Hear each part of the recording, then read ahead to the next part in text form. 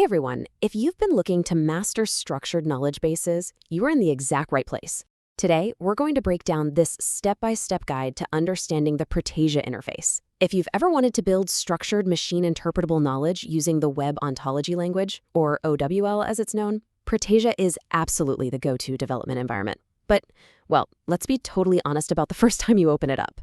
Does Protégé look like an overwhelming spaceship dashboard to you? Because it certainly can. You fire up the software and immediately you're just hit with multiple tabs, hierarchy panels, and totally unfamiliar terms like classes, properties, individuals, and reasoners. Honestly, it can be incredibly intimidating. But don't worry, we're going to build a logical mental model together. Every single part of that interface has a specific purpose, and as we go through this explainer, it's all going to start making total sense. Okay, let's dive into this. Here is our structured roadmap for conquering the interface tab by tab. Navigating the workspace, defining core classes, connecting with properties, populating with individuals, activating the reasoner, and finally, the beginner workflow. First up, Section 1, Navigating the workspace.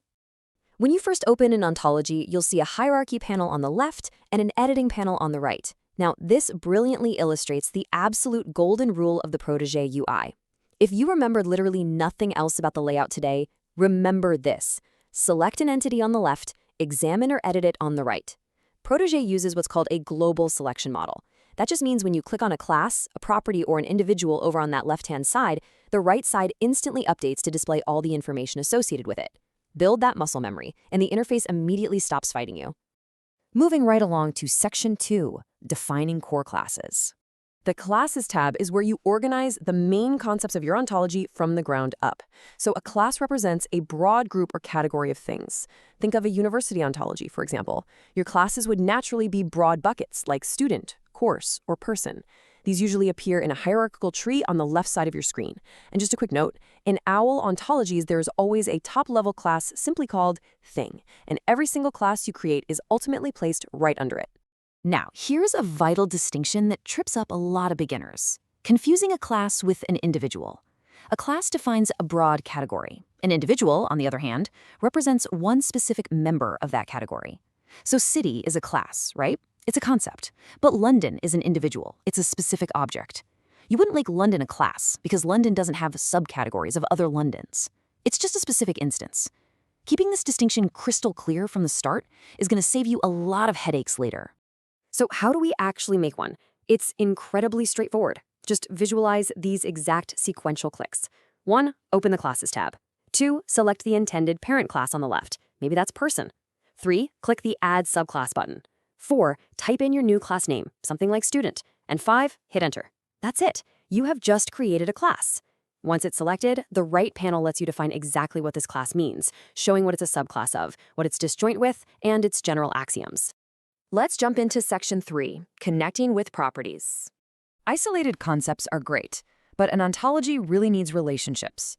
The Object Properties tab is where we create the connective tissue of our ontology. An object property connects one individual to another individual. For instance, if we have a student named Ankita and a course called Data Science, the object property linking them would be enrolled in. Ankita enrolled in Data Science. Other common examples could be teaches or belongs to. These properties can even have specific characteristics, like being symmetric, which means the relationship works equally in both directions. So, the crucial point here is understanding the difference between the two main types of properties Protégé uses. We just covered object properties, which link two entities together, but there's also the Data Properties tab. A data property connects an individual to literal data values. We're talking things like text strings, numbers, dates, or Boolean values. For example, enrolled in is an object property because Ankita and Data Science are both individual entities. But something like has student ID is a data property simply because the ID itself is just a string of text or numbers. When you define these properties, you need to set a domain and a range. Think of the domain as the subject. It identifies the type of individual that normally uses the property. The range is the value, identifying the type of individual that can appear on the receiving end. So for our property enrolled in, the domain is student and the range is course. This tells Protégé to logically expect a student as the subject and a course as the value. And these aren't just simple form validation rules. They're actual logical axioms that help the software deeply understand the nature of the relationship. On to Section 4, populating with individuals. The Individuals tab, which is sometimes called instances, is where you create specific entities. This is the exact moment where your abstract model finally gets populated with real-world data. If you have a class called Student, this tab is where you actually create the student Ankita. You create the individual, assign her to the student class, and then you can start adding property assertions. You can use your object properties to assert she's enrolled in data science, and use your data properties to assign her that specific student ID text string. Now for Section 5, activating the reasoner. Up until now, everything has just been manual data entry. But the reasoner? This is the aha moment. This is the component that examines all those logical axioms you've been building and calculates conclusions that you never explicitly wrote down. Let's say you stated two simple things. Ankita is a student, and every student is a person. You never directly typed out that Ankita is a person, but when you start the reasoner, it works like magic. It uses logic to classify the hierarchy, and it will automatically infer that Ankita is, in fact, a person. It calculates all these hidden relationships and can even flag logical inconsistencies if you've made a modeling error. Because of this smart engine, Protégé constantly distinguishes between asserted information and inferred information. Asserted means you, the developer, manually wrote it. Inferred means the reasoner discovered it through logical calculation. Protégé will actually often display inferred information in a completely different visual style, like highlighting it in a specific color depending on your settings. Always keep this core dichotomy in mind so you understand exactly where the information on your screen is coming from at any given time. Finally, Section 6, the beginner workflow. Let's move to our concrete blueprint and see how this all builds together. If you follow this compressed 6-step sequence, your life is going to be so much easier. Step 1, create your classes and arrange their hierarchy. Always define the broad concepts first. Step 2, define your object properties to link those concepts. Step 3, define your data properties for the literal texts and numbers.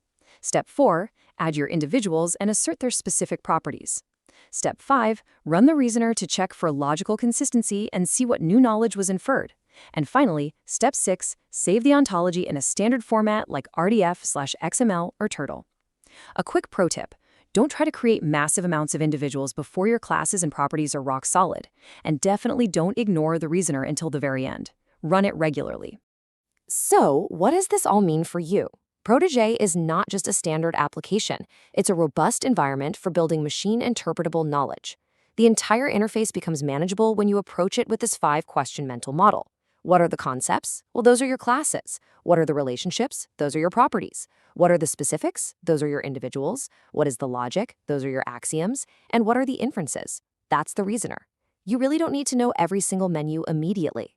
So the next time you open Protégé, what small, simple ontology will you build first to watch the reasoner bring your knowledge to life?